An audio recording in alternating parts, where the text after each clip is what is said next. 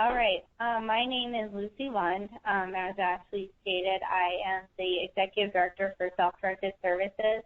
I also work for CQL, and I greatly appreciate the opportunity to work with the state of South Dakota in any way I can. I have been out to train in Pierre and Sioux Falls and Rapid City and Spearfish and all over, and I really enjoy working with the state of South Dakota, but I also enjoy working with a lot of the providers in the state of South Dakota as well.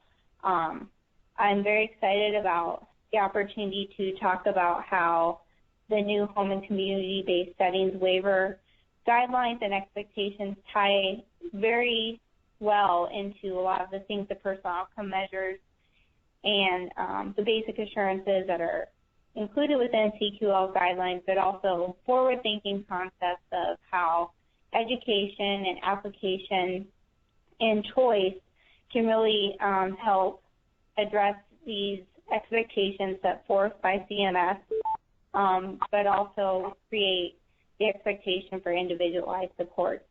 As the Executive Director for Self-Directed Services, a lot of the applications we apply have to be individualized based on education and access and integration concepts. So those are going to be some of the things that we talk about today.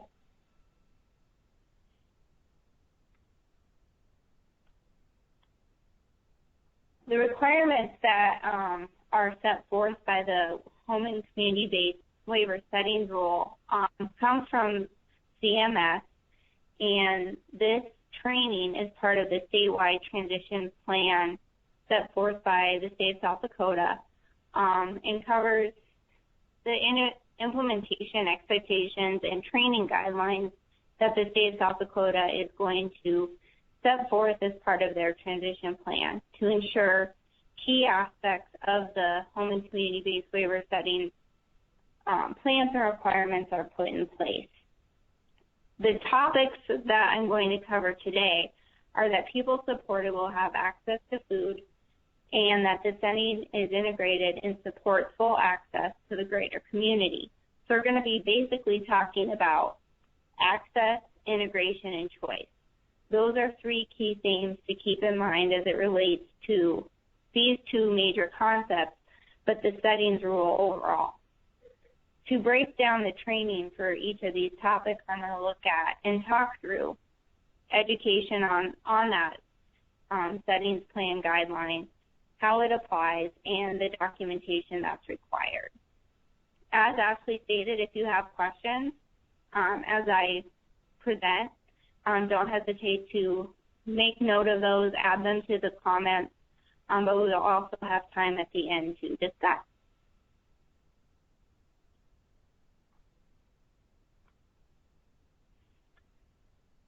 The foundation of the settings rules is based on individual choice, individual application, individual education, and how it can be documented individually based on the needs of the person. For access to food and access to the community, the foundation is knowing individual choice and ensuring that all options are presented to the people that receive support. So options including where people can go in the community, how people receive that information, do they look online, do they know all the options that are available to them based on their personal interests. And when you think you presented all those options, then think bigger. And that's the bottom line of all this, is when we think of access, integration, and choice, then we got to push the envelope a little bit further. The key also is facilitating choice and decision-making by building on the capabilities of the person. And I'm going to talk a little bit about choice building in a second here, but it is about knowing the parameters of people's choices and expanding on that as well. So, for example, if people choose to go to one gym over the other, have all the options been presented, or one grocery store or the other? Do they only know of one grocery store available in the community, or have they had an opportunity to price check and look at the flow of the grocery store, know the tellers at the grocery store? Do they have the full choice, full access, full integration opportunities so that they know that's the particular grocery store I want to go to? That's the particular gym I want to go to. Are all of those being presented so that you can facilitate more choices by making those decisions? And again, think bigger.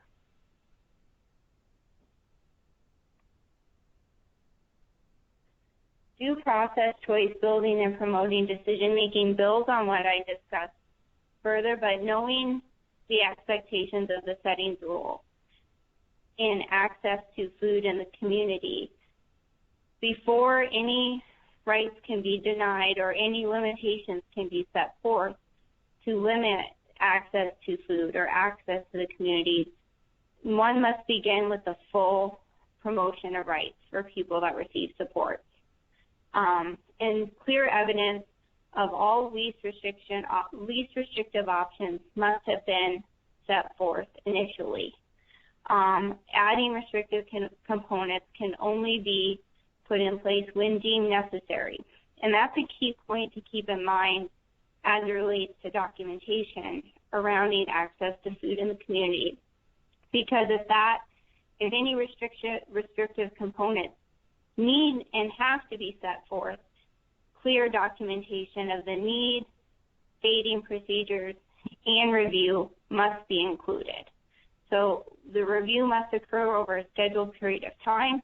The person supported must know the restriction and how it will be fade away and what the review process looks like. And while today we're going to be talking about two key components of the settings rule, they all trickle back together in knowing how we need to communicate information in the way that the person supported receives it best. We also need to ensure a consistent review is in place on any restrictions as it relates to the settings rule. And so rights, choice, and promoting decision-making is the foundation that all of these rules begin from. Constant review is something I want to greatly emphasize because in terms of choice building, facilitating decision-making, and promoting due process, the person supported must be a part of those decisions. So, for example, if someone can't access a certain part of the kitchen or doesn't have access to the fridge, are all those things being reviewed on a constant basis so that the scope can be expanded over time? It returns to rights, and we talked about this briefly, but knowing personal preference and choice building. Individual application to access, integration, and choice is critical for access to food in the community.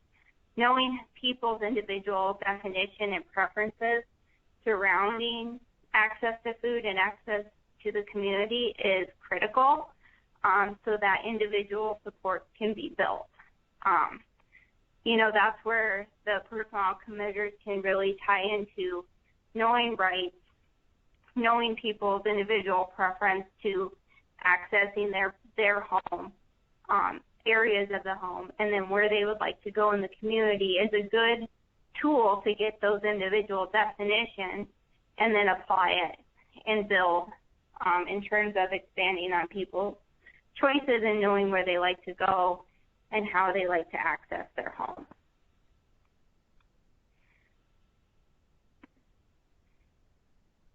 So the first area that I'm going to discuss is access to food at any time. So part of the settings rule is really about freedom to access one's home, but at any point in time that they choose. So individuals have the freedom and support to control their own schedules and activities and have access to food at any time. The education around that topic is just something to think about in terms of what our own individual meal times, meal prep, what that looks like. Some days I eat at 5, some days I eat at 9, some days I eat at 6:30. And what the scope of someone's kitchen looks like, how do people have access to their kitchen? Do they have access to choose their menus? Do they have access to purchase their own groceries? And it's really bottom line about choice, access, and integration within their own home, being able to truly own and be a part of their own home. Applying this particular settings rule, again, goes back to knowing all options. Does the person that receives support know all the options available in terms of knowing what time they can eat? Do they have to eat every day at 6 p.m. or can they eat when they come home from work that day? Or can they eat, before they go to bed? Knowing that they have those choices and those decision-making opportunities as it relates to time is very important. Another is respect to space. Do people have the ability to direct where they want to keep their food in their own home? Do they know where that is? Do they have access to it at any point in time? And I'm going to run through a scenario that I have personal experience with and how I have applied the expectations set forth in terms of that parallel the settings rule. A key part of education and a key component of support for people that receive services is educating on all options. Do the people that receive supports know that all options are available? And so do they know that they will have the ability to draft their own menu? Do they know that they have the ability to eat at different times? Access the kitchen when they would like? Make a sandwich whenever they want? Or are those things set in place, and are there the opportunities to facilitate choices followed through by action available to them? And for some people that receive support, that could be something pretty new. And so some things that I wanted to point out to consider as it relates to access to food is, are there house rules? Are there things that just are the way they are within the dynamics of someone's home that may need to be looked at? If someone prepares supper for 2 or 3 people or 4 people, are the expectations set forth by the house that meals are prepared at a certain time? Those types of things are really going to have to be reviewed and ensure that they're looked at individually for each person within that particular home. Because some people may want to eat at 6. Some people may want to eat at 5. Some people may want to eat later and be able to access their kitchen whenever they choose. Another thing to consider are meals set for only specific times according to specific menus. Are menus prepared in advance? And I know for some people that receive support, that will be something that has to be looked at. But taking a step back, is the person supported involved in those choice building and decision-making opportunities? Are they given opportunities to plan out their own menu and saying when they want to eat dinner? And if they do live with other housemates, is a discussion that takes place in the home as it relates to budget and, sharing responsibilities in terms of cooking and having that personal freedom to say, you know what, you can cook that meal tonight and then I'll cook dinner tomorrow night. But it's all about individual preference and knowing that if that works for that particular person in that particular setting, the conversation has been had. But again, it has to be constantly reviewed to make sure it's working for that person. And any time this particular rule needs to be looked at or needs to be reviewed, just take, again, a step back. What do meals and routines look like in your own home? Do you always eat at the same time every day? Is your menu always something that is set in stone? And is that something that the people we support would want to have reviewed in terms of access, integration, and choice? And those are three things to always keep in mind. One scenario that often comes up as it relates to the settings rule, and I have personal experience in supporting someone, is someone who has a diagnosis of Prader-Willi. So someone we support, she's a 30-year-old female with a diagnosis of Prader-Williams, lives with 2 housemates. She is someone that is constantly craving food and is never satisfied when she has eaten. So she has medical risks of overeating, choking, and consuming unhealthy food choices. So to satisfy her hunger, she'll sometimes eat uncooked meat, raw eggs, and things that are just not meant to be consumable. And so we know that certain limitations in the kitchen had to be put in place to protect her from these medical risks. The key is helping her understand the diagnosis. And so we have done a lot of visual and using a lot of videos to help her understand the diagnosis, because that was something that was an initial struggle.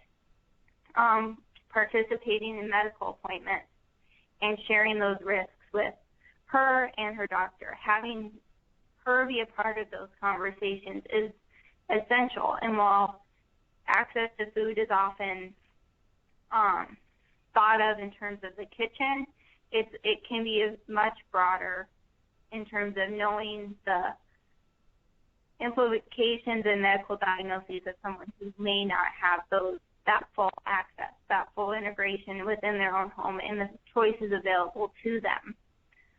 So in terms of application and documentation, the key again is to explore all least restrictive options. And for this particular person, she has 2 housemates. And so locking up cabinets or the pantry and locking up the refrigerator impacts not just her, but it impacts her housemates. And so, we had to really look at the dynamics of the kitchen, the dynamics of the house, and keeping in mind time and access. And so all people that live in the home, all the housemates, have keys to the pantry and the refrigerator. The other 2 housemates do. Now, to expand on choice opportunities and choice decision-making, and to ensure that the person that has a diagnosis of Prader-Willi, she also has a key to the fridge and to the pantry. So she can participate in choice-making opportunities and begin to have a better understanding of her opportunities and decision-making abilities as it relates to food. So what was done is looking at those key times where she was requesting her key to open the pantry and open the fridge. And so we looked at those key times, and then we started fading those away. So then during those times, nothing was locked up, and there were no keys that were needed. And so what we put in place is really what is the full access that we can do, and then get bigger. And so that's what we've been doing. So for a good majority of the day, there are no locks in place in the kitchen, and it allows her and her housemates to be able to access and be integrated and have dinner and cook together. During the night, when there's staffing in place, that is when things are locked up, and the other housemates know that they have access to the kitchen through their keys whenever they want. And so it's, again, constant review and building things in place based on the individual preferences of the person that receives support. We talked about facilitating a schedule, and we built that for the people that receive supports in that home. But the schedule that works for this female doesn't necessarily work for her same housemates. And so we want to make sure that if a rights limitation is in place, that the schedule aligns with opportunities available for the other housemates as well. Also, additional opportunities are set forth, so access to food is part of the conversation. Participating in meal planning, making a grocery list, going grocery shopping, and budgeting. Those are all additional components under access to food that can be discussed under person-centered planning and can be educated in the format that the person prefers and knows. Knowing and educating on diet and recognizing preferences is also important, because building off of what works and building off that person's preferences allows for an opportunity to really create that individualized attention and individualized expectation for knowing what times people would want to access the kitchen, food, or go to the grocery store and go grocery shopping where they would like to go. So creating that full experience of food access goes kind of beyond just the kitchen. And I mentioned before that it's key with many criteria in the settings rule that the person supported participates in review, knows the plan that's put in place, and is a component of person-centered and person-directed planning. The next area I'm going to talk about is access to the community. And if you look at the visual, it's really helping providers and direct support professionals and everyone that's helping to support someone know that they are creating that bridge to the community, that they are facilitating opportunities for the person that receives support to access the community in the manner that they choose. So the setting is integrated. The key for this particular rule is that the setting is integrated in and supports full access of individuals receiving Medicaid home and community-based services to the greater community, including opportunities to seek employment and work in competitive integrative settings, engage in community life, control personal resources, and receive services in the community with the same degree of access as individuals not receiving home and community-based services. Now, if you've participated in a training with me before, sometimes the phrase in the community is like nails on a chalkboard to me, because there's so many things that we do and we don't reference, I'm going in the community. You say, I'm going to the store, I'm going to the gym, I'm going to church.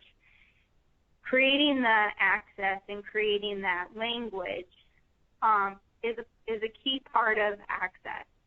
And it not began, but a key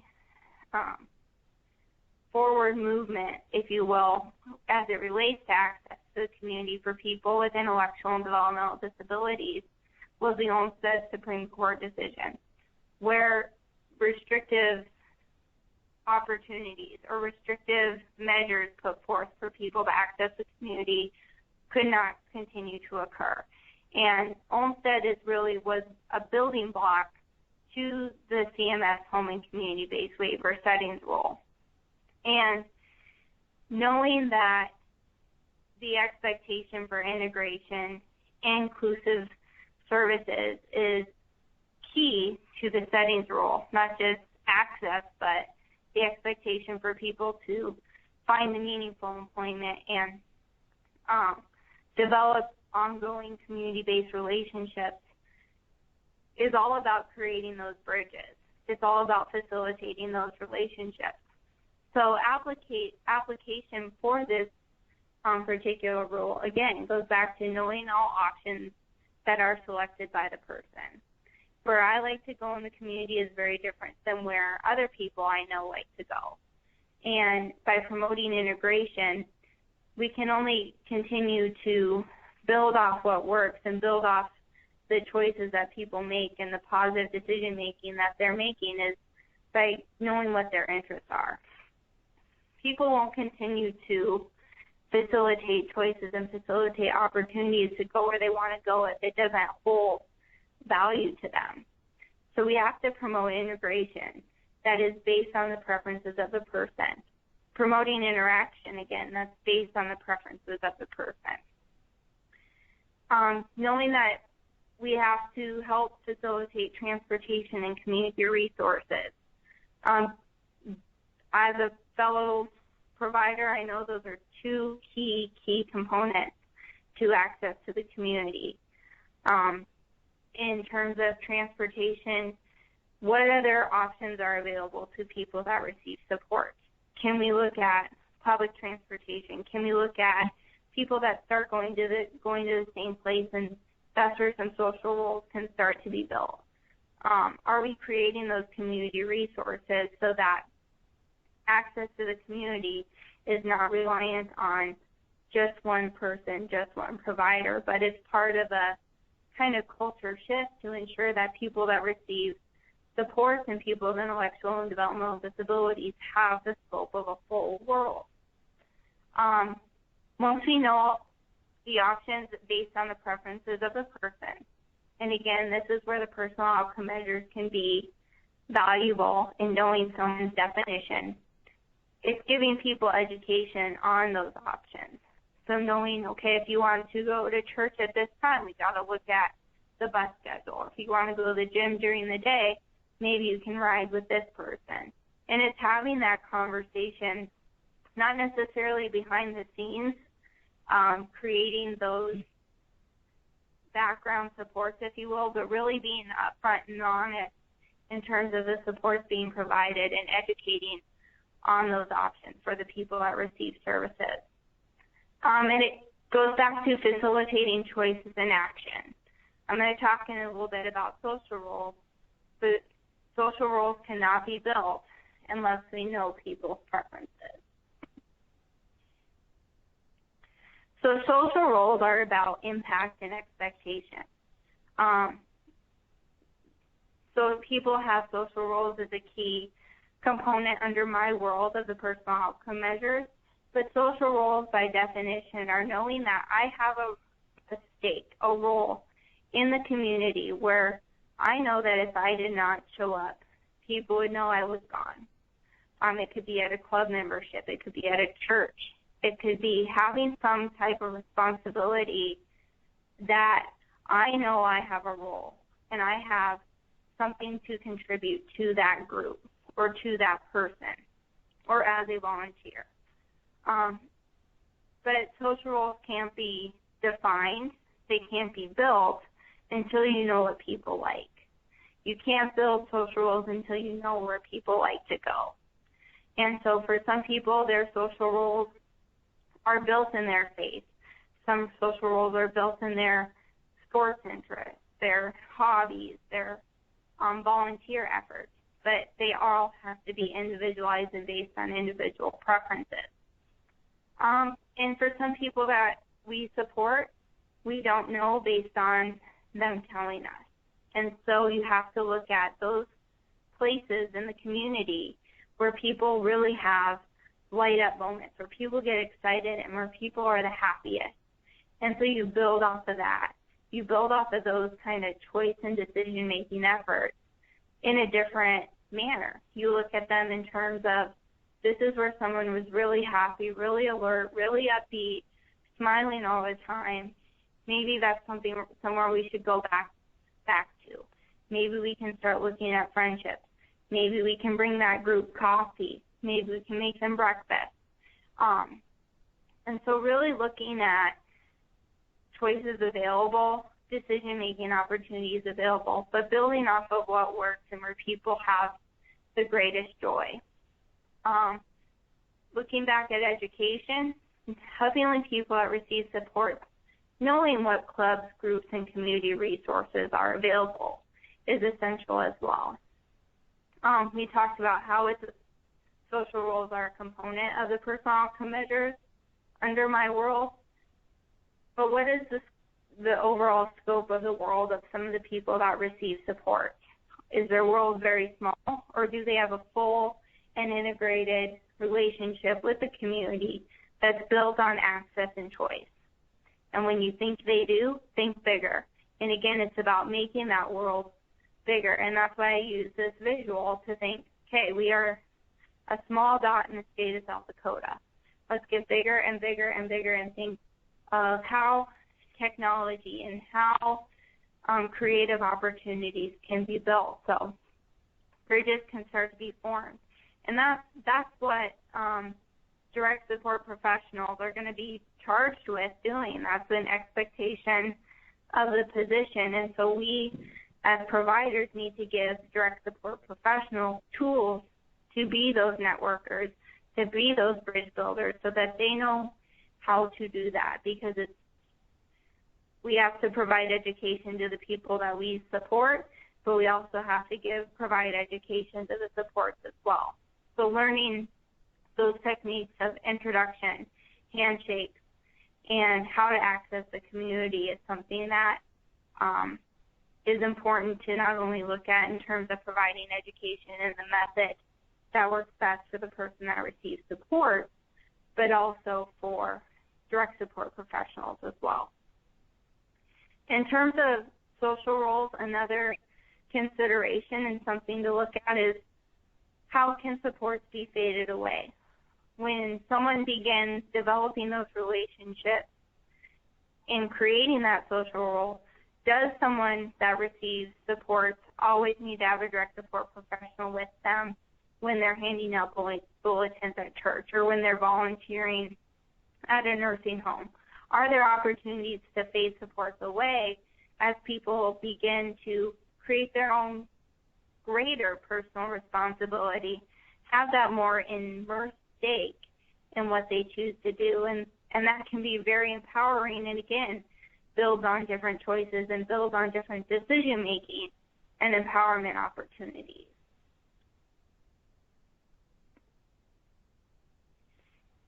So another example I wanted to share with you from what I do someone I support day to day, is the impact social roles have had on his life. So this person is a 41-year-old male with a mild intellectual disability. When I first met him, he did not have one friend.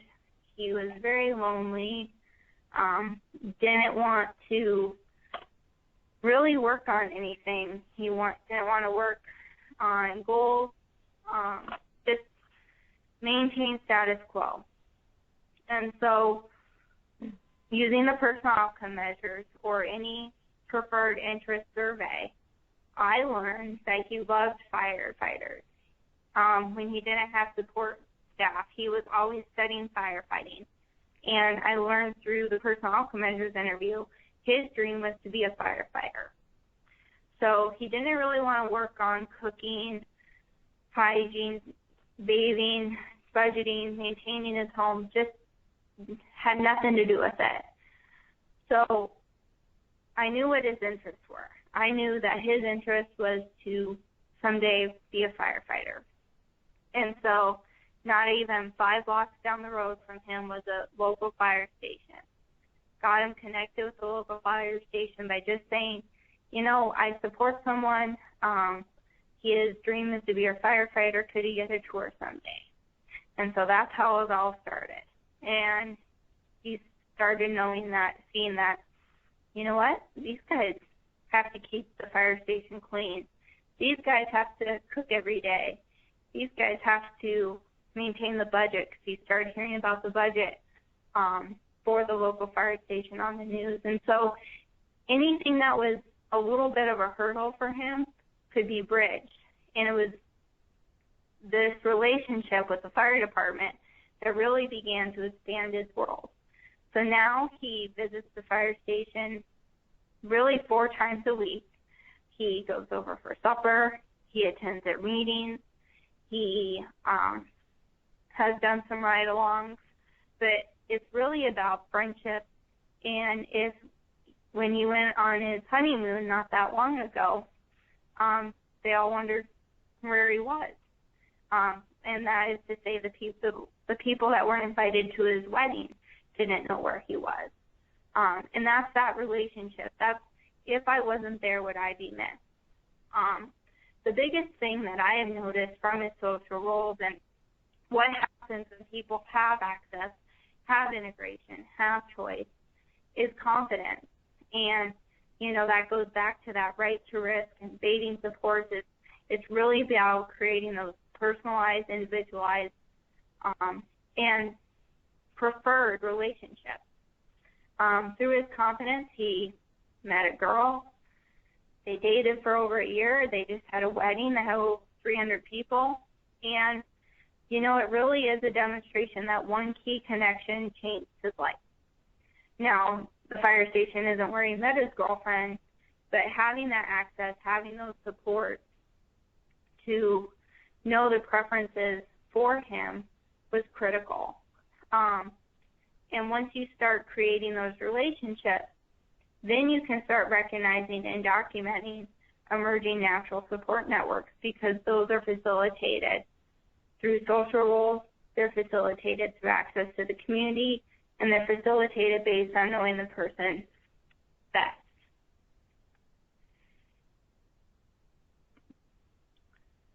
I've mentioned before how some of these apply to the personal outcome measures, but I just wanted to hit on them again because they are a great tool to know the definitions as it relates to access within one's home, where people would like to go in the community, and where people like to spend their time and have perhaps develop social roles.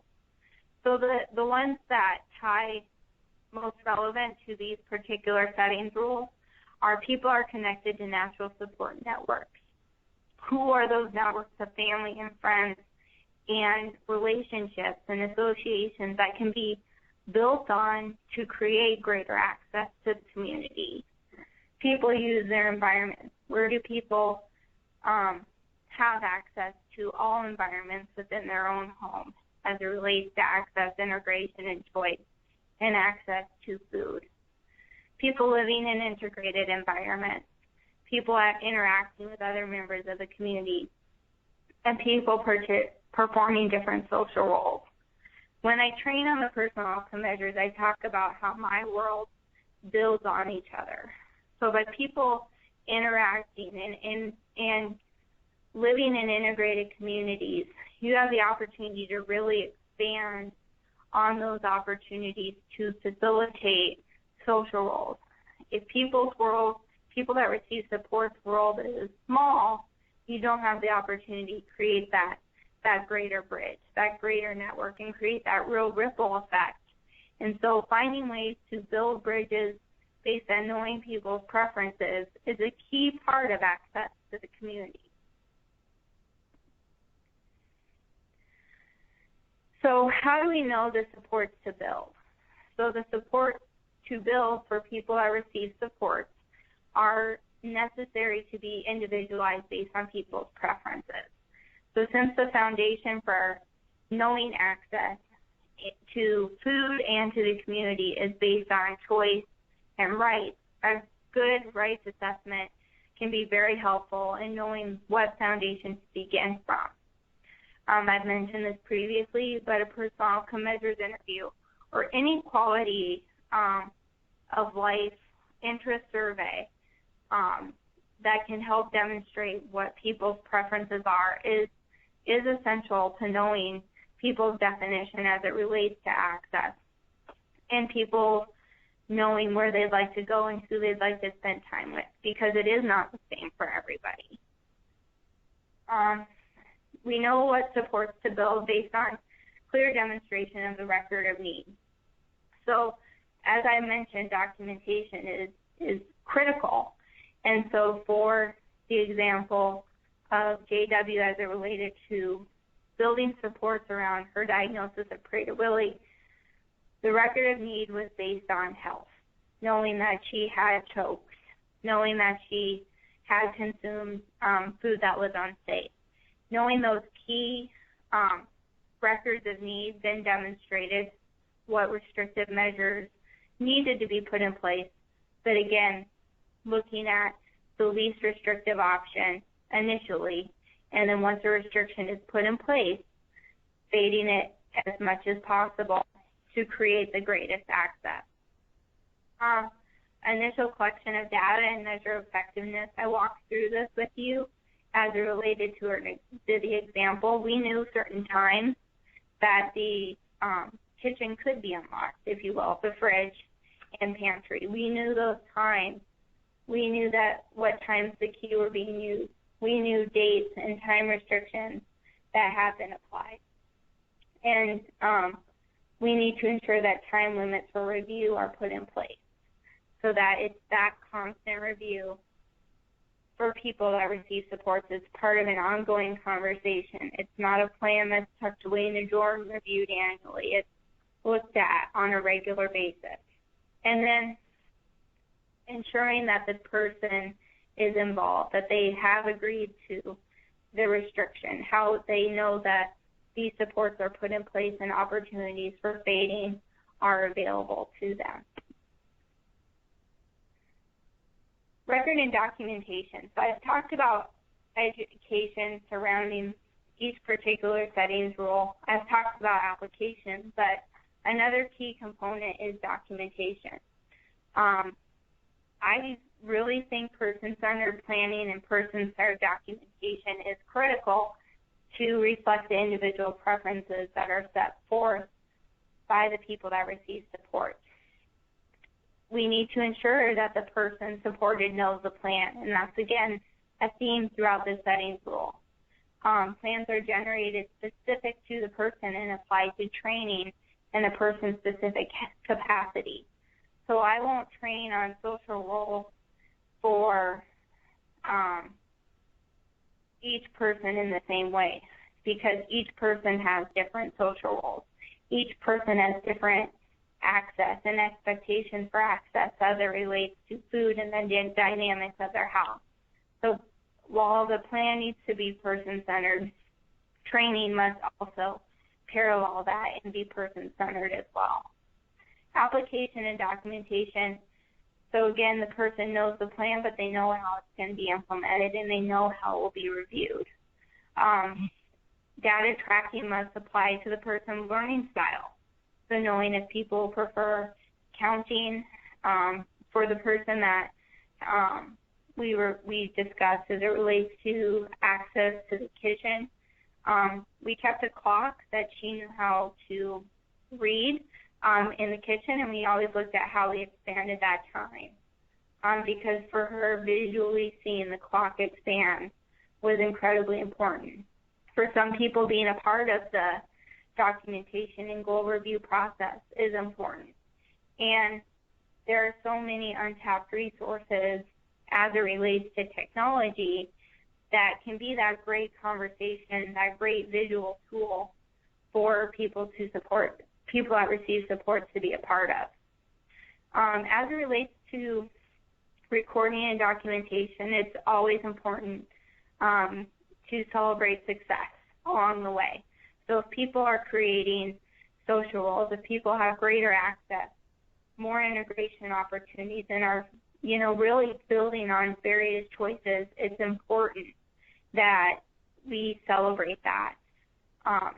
And as providers, not only are we responsible for the expectation for providing individualized supports, but what is our organizational philosophy looking like in terms of creating person-centered and individualized specific plans? If it's part of an ongoing conversation and it's forward-thinking, those goals and expectations as an organization should fall very well in line to the settings rule.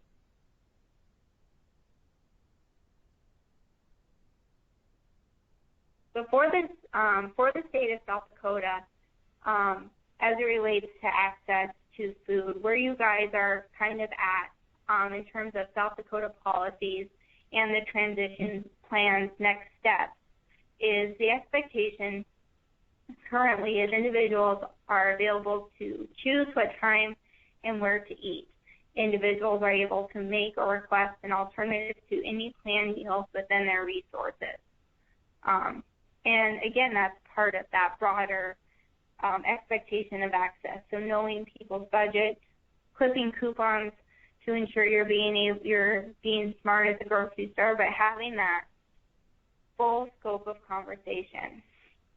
Right now, we're educating providers about state and federal expectations, and from this time, from the plan moving forward, 100% compliance in annual site reviews will need to fall in line as the setting offers reasonable alternatives to planned meals. Individuals are able to make an alternative meal within their resources. So access to purchase, access to make, access to eat at the time, place, setting that they would prefer. And all individuals can elect to eat at an alternative time, and all individuals can elect to eat in their own room. So time, space, and access.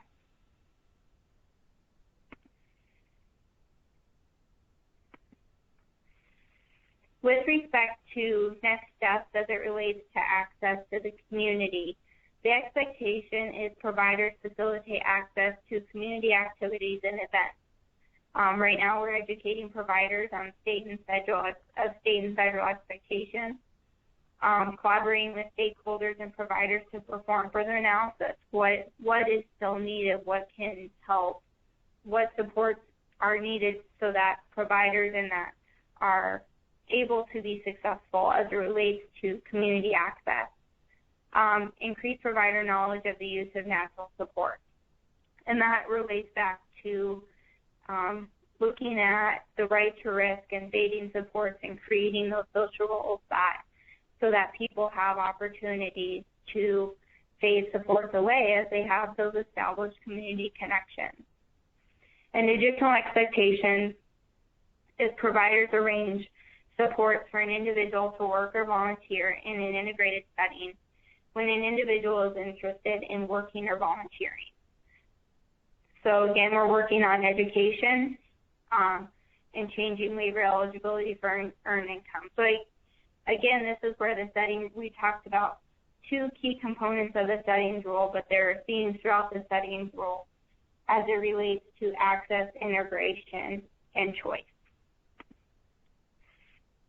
Any questions?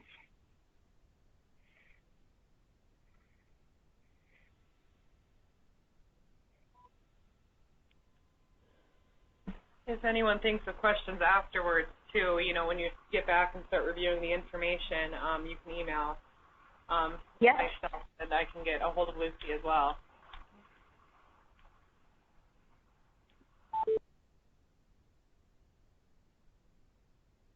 Okay. And just some closing thoughts. I talked about themes of education and application and documentation. But again, if you look at expanding access, expanding education, and expanding opportunity, then continue to go further. And, as ideas get shared across the state, and that's one thing I really, truly enjoyed about working with the state of South Dakota is how collaborative all of you are, is share those innovative ideas so that you can continue to expand access and choices available to people that receive support in the state of South Dakota. And if you have any questions, I'd be open to answering them at any point after the call as well. Great. Thank you so much. That was a great presentation. We really appreciate your time as well. All right. Well, we can hang on a couple more minutes in case anyone has any questions, but probably not if they haven't already mentioned them, I suppose. So. Okay. All right. Thanks again.